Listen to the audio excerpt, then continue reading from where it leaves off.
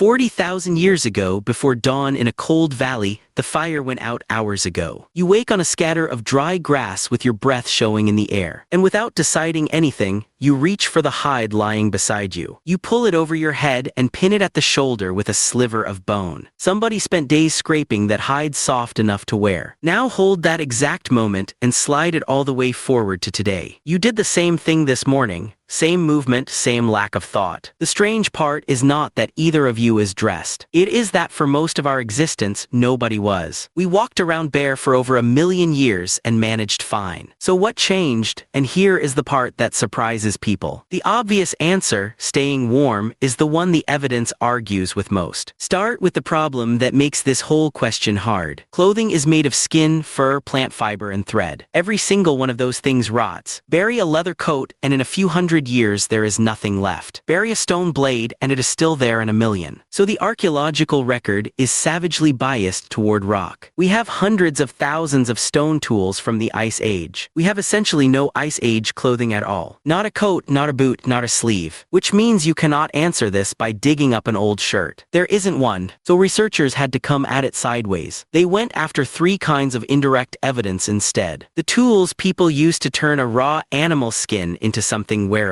The bones of the specific animals whose fur is worth having. And strangest of all, a parasite that lives in the seams of your clothes. Each one is a shadow of the thing itself. None of them is a garment. But put 3 shadows together and an outline starts to appear. The insect turned out to be the sharpest of the 3. So that is where we should start. There are 2 kinds of louse that live on human beings. The head louse does exactly what the name says. It lives in your hair, it feeds on your scalp, and it never leaves. The body louse is different, and the difference is the whole trick. A body louse feeds on your skin, but it does not live there. It lives in your clothing, in the folds and the seams. It lays its eggs on the fabric, not on you. Take the clothing away, and the body louse has nowhere to exist. So think about what that means going backwards in time. A body louse cannot possibly be older than clothing itself. It is a creature that lives in a habitat we invented. No clothes, no habitat, no louse. Which turns an insect into a clock. Work out when body lice split off from head lice. And you have worked out roughly when people started staying dressed. Researchers sequenced both kinds and counted the genetic differences. The first attempt landed on about 72,000 years ago, but the error range on that was enormous, plus or minus 42,000. A later study with more data pushed the whole thing back. Clothing lice had split off at least 83,000 years ago, and possibly as far back as 170,000. Those 2 studies disagree by roughly a factor of 2, which is worth saying plainly, rather than picking the number you prefer. This is a range, not a date. But even the youngest end of that range tells you something big. Habitual clothing is old, older than cave painting. And it starts in Africa, not in the ice. Which is the first thing that does not fit the warmth story. Here is where it gets genuinely strange. Because lice can date something else too. Human pubic lice are not closely related to human head lice. Their nearest relatives live on gorillas. And the 2 lineages split around 3.3 million years ago. Now think about what a louse needs to survive. It needs hair, a continuous field of it to move through and cling to. For humans to end up with 2 separate louse populations, there had to be 2 separate patches of hair, with bare skin between them. One on the head, one much lower down. Which means by 3 million years ago, we were already mostly bare. The fur was gone, long gone. So line those 2 findings up next to each other. Body hair, lost more than 3 million years ago. Clothing, adopted somewhere in the last 170,000. That is a gap of over 1 million years. Probably several million. Millions of years of bare-skinned humans wearing absolutely nothing. Not struggling, not shivering their way through it. Thriving, spreading, inventing fire and stone tools and hunting. Naked the entire time. And that gap is the single most important fact in this whole story. Because it kills the intuitive version immediately. The intuitive version says we lost our fur, got cold and made a coat. But we did not get cold. We were in Africa and bare skin was the point. A body with no fur and millions of sweat glands sheds heat brilliantly. It let our ancestors keep moving through the hottest part of the day, when every animal worth hunting had gone to lie down in the shade. Nakedness was not a problem waiting for a solution. It was the solution. So clothing did not arrive to fix being bare. It arrived much later, for something else entirely. We tend to imagine inventions as one-way doors. Somebody works out the wheel, and after that the wheel exists. Nobody nobody forgets it, nobody goes back. Clothing does not seem to have worked like that at all. One influential model treats early clothing as a thermal tool. Not an identity, not a custom,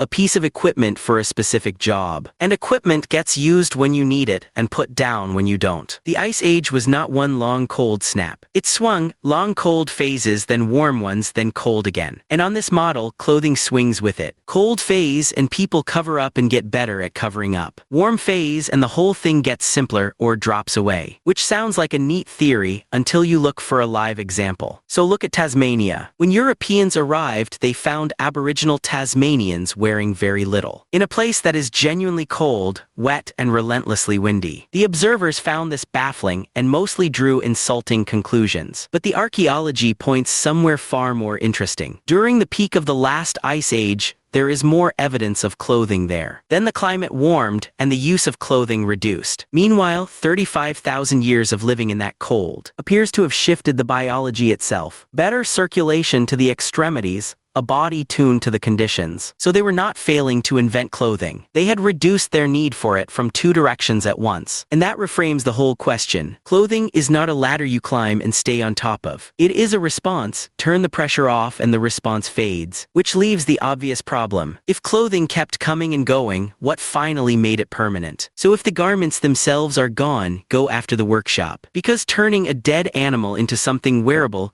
is a whole process, and it leaves tools behind. A fresh hide is not clothing. It is heavy, wet, and covered in fat. Left alone, it goes stiff as a board, then it rots. So the first job is scraping. Endless making scraping. Stone scrapers turn up across Eurasia, going back very deep in time. And they carry a signature you can actually read. Look at the working edge under magnification, and the wear has a direction. Repetitive one way, the polish you get from dragging stone over skin. That is not a guess about what the tool was for. It is a mark. Then come smoothers made of bone for working a hide soft and supple. At one French cave, those appear in Neanderthal layers, around 45 to 42,000 years ago. Then the awl, a pointed bone tool for punching holes. And the awl matters more than people give it credit for. Because once you can punch a line of holes, you can lace two pieces together. Thread a strip of sinew through and pull it tight. That is a join, that is functionally a garment. Not a fitted one, nothing you would call tailored. The picture that emerges for Neanderthals is a cape. A draped hide, fastened at the shoulder, closed at the front. And here is the thing worth sitting with. A cape is a genuinely good piece of cold weather kit. It traps a layer of still air against the body, which is what insulation is. It sheds rain, it is fast to make and easy to replace. You could survive a European winter in one, and they did, for a very long time. So the toolkit for warmth was solved early, which makes the next piece of evidence considerably harder to explain. Before the needle, one more line of evidence and it comes from rubbish. Because people throw bones away and bones survive. So you can look at what animals were being brought back to a site. Researchers compared the bone piles at Neanderthal sites, and at sites used by early modern humans in the same part of Europe. And one difference stood out. At the modern human sites, there were more rabbits and hares, more members of the dog family, more of the weasel family. Foxes, wolverines, martens, small fur-bearing animals. Now those are not efficient food. A rabbit is a lot of chasing for very little meat. A wolverine is a fight you would rather not have for almost no return. So why are they turning up so much more often on one side? The suggestion is that people were not primarily after the meat. They were after the fur, and specifically a particular kind of fur. Look at how cold climate peoples have used these animals in recent centuries. That fur goes on the edges, the hood, the cuffs, the boot tops. It goes exactly where a garment meets bare skin. Because the edge of a garment is where the heat escapes. And fur trim at that edge traps warm air right at the opening, which is a detail you only bother with if the garment is fitted. There is no cuff on a cape. There is no hood opening to line. You cannot trim an edge that isn't there. So this is indirect, and it should be said clearly that it is indirect. It is a proxy, and the researchers present it as an interpretation. But it points the same way as everything else. One group had draped clothing,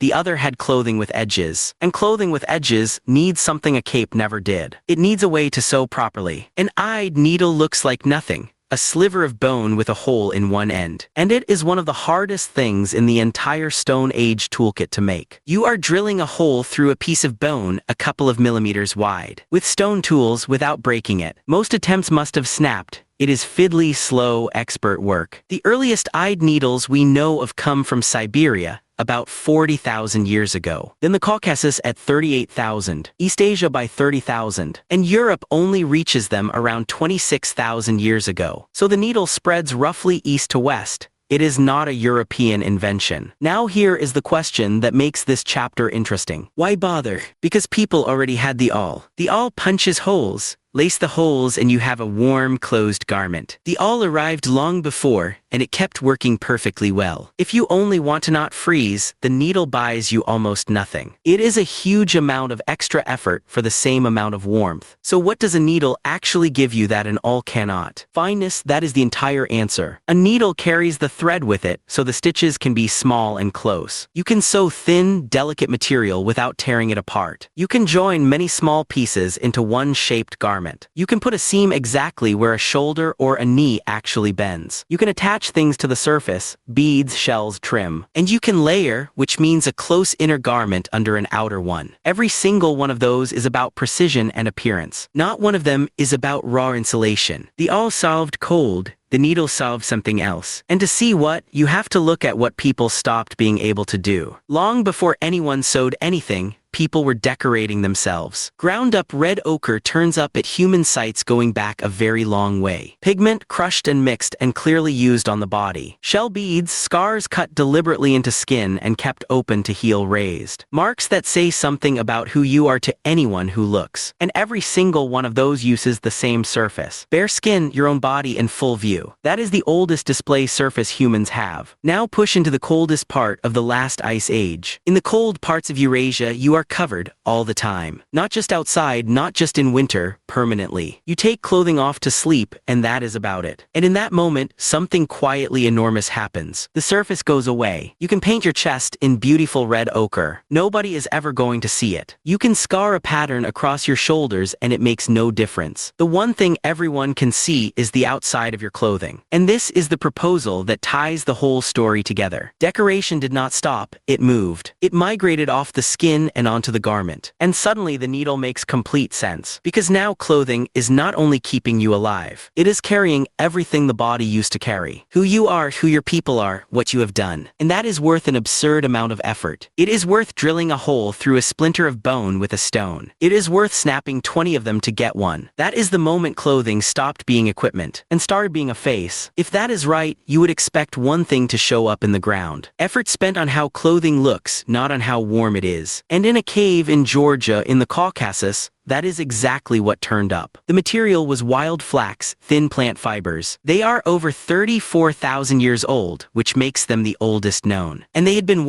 properly worked, twisted into thread, knotted, cut to length. That alone tells you there was a fiber technology nobody had evidence for. But it is the last detail that actually matters here. Some of those fibers had been dyed. Not one color, a range of them. Turquoise, black, pink. Now think about what dyeing a thread actually costs you. You have to know which plants and minerals give which color. You have to gather them, prepare them, and get the mixture right. You have to make the color hold instead of washing straight out. That is a body of knowledge passed on, refined over generations. And it adds precisely nothing to how warm the finished thing is. A pink thread does not insulate better than an undyed one. 34,000 years ago, in the middle of an ice age, people were spending real time on making thread the right color. It is the same picture from Moravia a few thousand years later. There the fibers themselves are gone, but they left their imprint pressed into clay and the weave is fine. So this was not one clever cave. It was a widespread, skilled, ordinary craft, and people were choosing colors for it during an ice age, which is not the behavior of someone solving a heating problem. So put the whole thing back together. We lost our fur millions of years ago, and it was an advantage, not a loss. We stayed bare for an almost unimaginable stretch of time. Somewhere in the last 170,000 years, people started staying covered often enough for a parasite to move in. The tools for warmth got solved early, and a cape did the job well. Then clothing came and went with the climate, again and again, until the cold got deep enough that people were covered permanently. And at that point, the oldest display surface we had went dark. So everything that surface used to carry moved onto the clothing. And the moment that happened, effort went somewhere new. Into needles that took hours to make and snapped constantly. Into fitted seams and fur trim on cuffs. Into thread dyed turquoise and pink link in the middle of an ice age. So back to that cold morning, and you reaching for a pile of fabric. You almost certainly did not pick it purely for insulation. You picked something, you had options, and you chose between them. Maybe you thought about where you were going and who would be there. Maybe you avoided one thing and reached for another without thinking about why. That small, half-conscious act of choosing is the ancient part. Staying warm is the easy problem.